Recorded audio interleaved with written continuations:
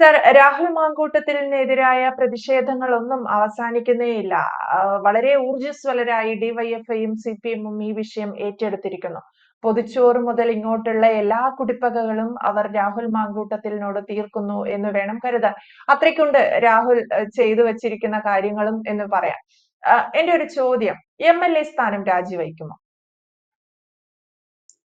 ഉറപ്പായിട്ടും ഉറപ്പായിട്ടും നേതു. അങ്ങനെയാണ് ഇന്നലെ വരെ വരുന്ന പ്രതിപക്ഷ നേതാവിൻ്റെതും മറ്റ് കോൺഗ്രസിന്റെ ഉന്നതരായ നേതാക്കളുടെ ഭാഗത്തു നിന്നുണ്ടാകുന്ന പ്രസ്താവനകളും സൂചനകളും അതൊക്കെ തന്നെയാണ് സൂചിപ്പിക്കുന്നത്. രാഹുലിന് ഇനി അധികം പിടിച്ചു നിൽക്കാൻ കഴിയുകയില്ല. അദ്ദേഹത്തിന് MLA സ്ഥാനവും രാജിവെക്കേണ്ടി വരും. അത്തരത്തിലാണ് കൃത്യമായ വിവരങ്ങളാണ് വന്നുകൊണ്ടിരിക്കുന്നത്. ഡൽഹിയിൽ നിന്നൊക്കെ ചില എതിരഭിപ്രായങ്ങളൊക്കെ വരുന്നുണ്ടെങ്കിലും പക്ഷെ അതിനകത്തൊന്നും നിലനിൽക്കുമെന്ന് തോന്നുന്നില്ല. കാരണം സംസ്ഥാന KPCCയുടെ തീരുമാനം തന്നെയായിരിക്കും അന്തിമമാകുന്നതെന്നാണ് എനിക്ക് തോന്നുന്നത്. പ്രത്യേകിച്ച് തെരഞ്ഞെടുപ്പ് കൂടെ വരാൻ പോകുന്ന കാലമായതുകൊണ്ട്. അത് എപ്പോഴാണ് രാഹുലിന്റെ രാജി എപ്പോഴാണ് എന്ന കാര്യത്തിൽ മാത്രമേ ഇനി സംശയമുള്ളൂ. അത് ഇന്നുണ്ടാകുമോ അല്ലെങ്കിൽ ഈ ആഴ്ച ഉണ്ടാകുമോ എന്നൊന്നും കൃത്യമായിട്ട് നമുക്കിപ്പോൾ പറയാൻ സാധിക്കുകയില്ല. പക്ഷെ ഒരു കാര്യം വ്യക്തമാണ്, ഈ ഓണം കഴിഞ്ഞ ശേഷം എനിക്ക് തോന്നുന്നു സെപ്റ്റംബർ 15 സെക്കൻഡ് തേർഡ് വീക്കിലാണെന്ന് തോന്നുന്നു നിയമസഭ ചേരുന്നുണ്ട്. ആ സഭയിൽ തീർച്ചയായിട്ടും രാഹുൽ മാങ്കൂട്ടത്തിൽ ഉണ്ടാകുകയില്ലെന്ന് തന്നെയാണ് ഇപ്പോഴത്തെ സാഹചര്യം വിലയിരുത്തുമ്പോൾ നമുക്ക് തോന്നുന്നത്. അദ്ദേഹം സഭയിൽ നിന്ന് ഒഴിവാക്കപ്പെടും. ഒരു വലിയ തലവേദനയാണ് കേട്ടോ, ഒരു വലിയ തലവേദനയാണ് LDF ഒഴിഞ്ഞു കിട്ടിയിരിക്കുന്നത്. സഭയിലെ പറഞ്ഞില്ലേ, നാക്കുകൊണ്ട് രാഷ്ട്രീയം വളർത്തിയെടുത്തൊരു നേതാവാണിത്. രാഷ്ട്രീയത്തില് നാക്കായിരുന്നു അദ്ദേഹത്തിന്റെ ഏറ്റവും വലിയ ശക്തി എന്ന് പറയുന്നത്, നാക്ക് തന്നെയായിരുന്നു. വളരെ ചെറുപ്പക്കാരനായിരുന്നു, പക്ഷെ നന്നായിട്ട് നല്ല ഭാവിയുള്ള ആളായിരുന്നു. പക്ഷെ എന്ത് ചെയ്യാൻ പറ്റും, നമ്മൾ പറഞ്ഞില്ല, സ്വഭാവശുദ്ധി രാഷ്ട്രീയത്തിന്റെ ഏറ്റവും വലിയ കാര്യമാണ്. കേൾക്കുന്ന ആരോപണങ്ങളൊക്കെ ശരിയാണെന്നുണ്ടെങ്കിൽ അദ്ദേഹം എപ്പോഴേ രാജിവെക്കേണ്ട സമയവും കഴിഞ്ഞിരിക്കുകയാണ്. അപ്പൊ LDFനും പ്രത്യേകിച്ച് മുഖ്യമന്ത്രിക്കെതിരെ മന്ത്രിമാർക്ക് നേരെ രൂക്ഷമായ ആക്രമണങ്ങളാണ്. അദ്ദേഹം ഈ രാഹുലൊക്കെ നിയമസഭയിൽ പ്രസംഗിക്കാൻ എഴുന്നേറ്റ് കഴിഞ്ഞാല് സഭയിലെ ഉറക്കം തൂങ്ങിയിരിക്കുന്ന പല ചില MLA കുറിച്ചൊക്കെ അങ്ങനെയാണല്ലോ വിശേഷം. ക്ഷീണം കൊണ്ടൊക്കെ ആയിരിക്കാം, അല്ലെ പ്രായാധിക്യം കൊണ്ടായിരിക്കാം. സഭ പെട്ടെന്നുണർന്ന് രാഹുലിന്റെ പ്രസംഗം ശ്രദ്ധിക്കുന്നുണ്ടാവും. അത്ര വളരെ പരുഷമായ ചടുലമായ വാക്കുകളാണ് അദ്ദേഹം പ്രയോഗിക്കുന്നത്, സഭയിലെ എതിരാളികൾക്കെതിരെ പ്രയോഗിച്ചുകൊണ്ടിരുന്നത്. ഒരുപക്ഷെങ്കില് നമ്മുടെ മുസ്ലിം ലീഗിലെ PK ബഷീർ അല്ലെങ്കിൽ PC വിഷ്ണുനാഥ്, പ്രതിപക്ഷ നേതാവ് VD സതീശൻ പിന്നെ കുറച്ചൊക്കെ മയപ്പെടുത്തിക്കൊണ്ടൊക്കെയാണ് സംസാരിക്കുന്നത്. പക്ഷേ രാഹുലിന്റെ പ്രസംഗം അങ്ങനെ ആയിരുന്നില്ല. മുഖ്യമന്ത്രിയെ പോലും പേരെടുത്ത് പറഞ്ഞുകൊണ്ട് വിമർശിക്കുമായിരുന്നു. അത്ര ശക്തനായ വിമർശകനായിരുന്നു. എന്തായാലും ഈ സഭയില് ഓണം കഴിഞ്ഞ് ചേരുന്ന സഭയിൽ രാഹുൽ ഉണ്ടാകില്ലെന്ന് തന്നെയാണ് നമ്മളൊക്കെ വിശ്വസിക്കുന്നത്. കാരണം അത്രയേറെ ഡാമേജാണ്, അത്രയേറെ പറഞ്ഞില്ലേ, നഷ്ടമാണ്, ബുദ്ധിമുട്ടാണ് അദ്ദേഹം പാർട്ടിക്ക് വരുത്തി വെച്ചിരിക്കുന്നത്. ഓരോ ദിവസം കേൾക്കുന്ന കഥകൾ അതൊക്കെ തന്നെയാണ്. പക്ഷെ രാഹുൽ രാജിവെച്ചത് കൊണ്ട് മാത്രം പ്രശ്നങ്ങൾ തീരുമോ? തീരുകയില്ല എന്നുള്ളതാണ് ഇപ്പോഴത്തെ ചില സൂചനകൾ കാണുന്നത്. നമ്മൾ മറ്റു ചില രാഷ്ട്രീയ നേതാക്കന്മാരുടെ പ്രസ്താവനകളും സോഷ്യൽ മീഡിയയിലേക്ക് നോക്കുക, അവിടത്തേക്ക് ഉപയോഗിക്കുന്ന ഹാൻഡിലുകൾക്ക് വരുന്ന പ്രസ്താവനകളൊക്കെ നോക്കി, ചില അഭിപ്രായങ്ങൾ നോക്കി, ചില കമന്റുകൾ നോക്കി, അതൊക്കെ അതിനെക്കുറിച്ച് തന്നെ ഇത്തരം ചില സൂചനകളിലേക്കാണ് കൊണ്ടുപോകുന്നത്.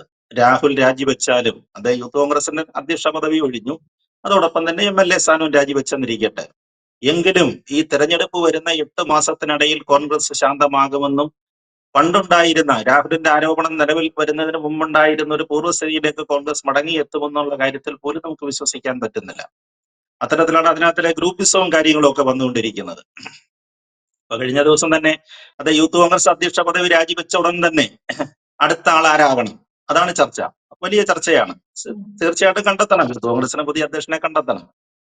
അപ്പൊ രാഹുലിനോടൊപ്പം അന്ന് മത്സരിച്ച ഏറ്റവും കൂടുതൽ വോട്ടുകൾ, രാഹുൽ കഴിഞ്ഞാൽ പിന്നെ ഏറ്റവും കൂടുതൽ വോട്ടുകൾ കിട്ടിയ അബിൻ വർക്കിയെ വേണം അടുത്ത സ്ഥാനം കൊടുക്കാൻ, അദ്ദേഹത്തെ വേണം അടുത്ത വൈസ് പ്രസിഡന്റ് ആയിട്ട് എടുക്കാൻ എന്നുള്ളതായിരുന്നു ആദ്യം വന്ന ചില അഭിപ്രായങ്ങൾ, ചില നേതാക്കന്മാരുടെ ഭാഗത്തു നിന്നാണ് ഉണ്ടായത്.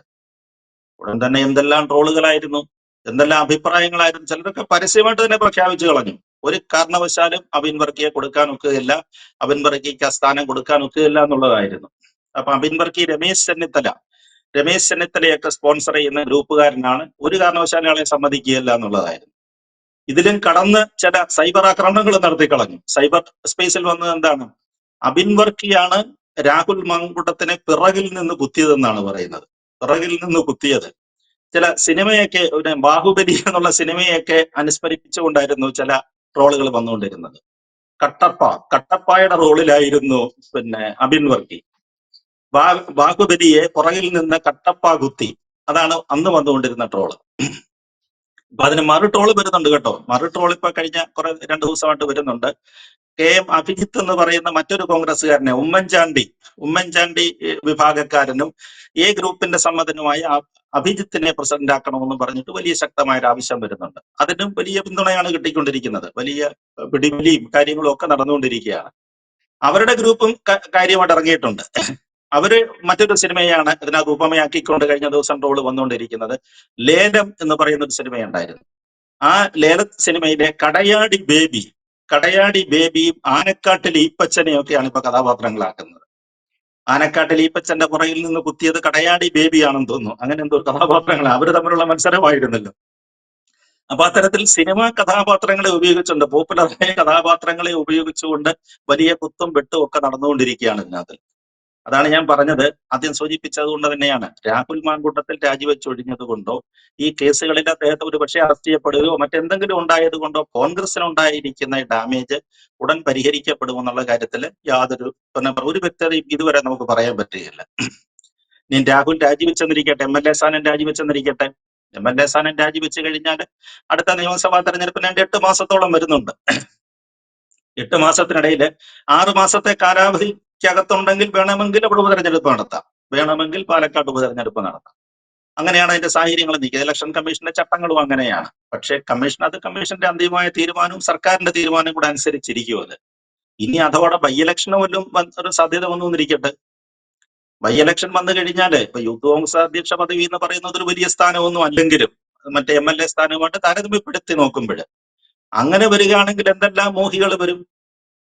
തീർച്ചയായിട്ടും വരും. ഒരുപാട് ആളുകൾ വരും. പഴയതുപോലെ ഷാഫിക്ക് സ്വാധീനം ഉണ്ടാകുമോ?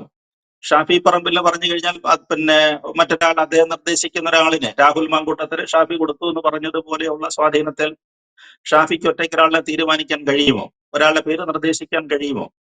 ഒന്നും പറയാനാകുകയല്ല.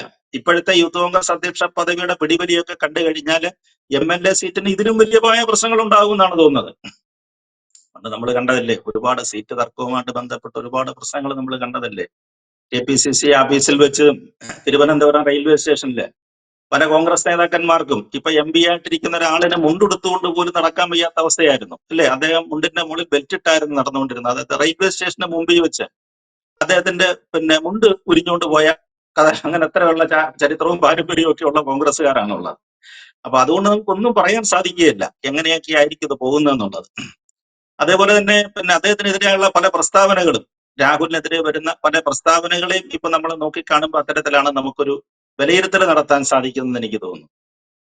കഴിഞ്ഞ ദിവസം നമ്മുടെ വിദ്യാഭ്യാസ മന്ത്രിയുടെ ഒരു പ്രസ്താവന നമ്മൾ കണ്ടില്ലേ. രാഷ്ട്രീയത്തിൽ നമ്മൾ പറയുമ്പോഴേ ഔചിത്യം അനൗചിത്യം എന്നൊക്കെ ചില വാക്കുകളുണ്ട്. വിദ്യാഭ്യാസ മന്ത്രി രാഹുലിനെ വിശേഷിപ്പിച്ചത് നമ്മൾ കണ്ടില്ലേ.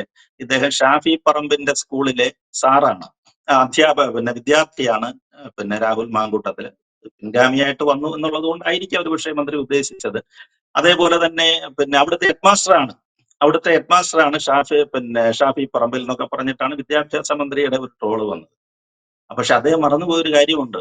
ഒരാള് വിദ്യാർത്ഥിയും മറ്റേയാൾ ഹെഡ് മാസ്റ്ററും ആകുകയാണെങ്കിൽ വിദ്യാഭ്യാസത്തിന്റെ ചുമതല ഈ പറഞ്ഞില്ലേ വിദ്യാഭ്യാസ മന്ത്രിസ്ഥാനത്തിരിക്കുന്ന ആരാണ്.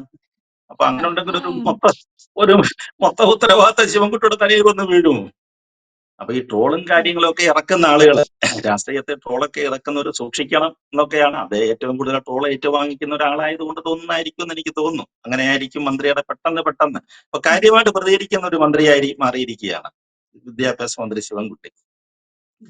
പക്ഷേ ഈ രാഹുലിന്റെ രാജിക്കാര്യത്തില് KPCC അധ്യക്ഷന് കാര്യമായ റോളൊന്നും ഇപ്പോഴും ഉണ്ടാകുന്നില്ലെന്നാണ് രാഷ്ട്രീയ സർക്കിളുകൾ കാണുന്നത്. KPCC അധ്യക്ഷൻ അങ്ങനെ കടുത്തൊന്നും പറയാൻ സാധിക്കുന്നില്ല എന്നുള്ളതാണ്.